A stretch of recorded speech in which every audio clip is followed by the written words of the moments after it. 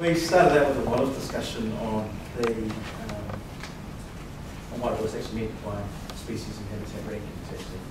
and thinking about the certain ways that the different regions especially have been using ranking situations,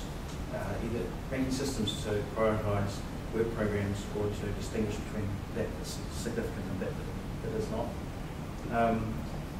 We explored some of the challenges that would be faced with building those ranking systems. One of those challenges being that there isn't actually much information out there about threatened species or threatened habitats on private land on which to rank them in the first place. And we then explored a few more ideas on how we had lists that tied back to each, or for each of the species and each of their threat categories, at least that would be a start for us to think about how we might rank some of our systems. We went on from that to talk about what the benefits of sharing ranking systems might be like. We felt that linking and aligning with national priorities would certainly help the regions get a lot more cohesive in the way that they report stuff back to their communities, so that all the community actually understands why it is, and examples given why it is that this particular region is quite fussed on focusing on a technical piece of scrub, when a scrub in another region is the goal is to set fire to it.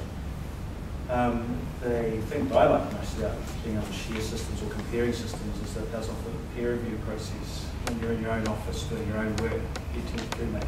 mistakes, and peer review will help you spot those. It helps build good practice, and maybe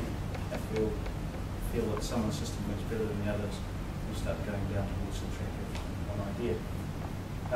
Where to from here, or the how, there's a need, I think, for guidelines on describing the prioritisation process that each of the people that have built prioritisation and ranking systems have done.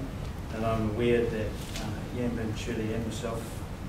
have already been asked to put up stuff we did last year when we addressed this issue. So it's now time for the other regions to put up stuff on Dataversity as well. What we did was put up a document that just described those prioritisation processes and what we plan to do for the future. But the next step is now to actually start sharing some of the data as well, so that we can actually see what it looks like in the form of GIS maps or some other form, so you can sort of see how the prioritisation system would look if we were to try and implement it.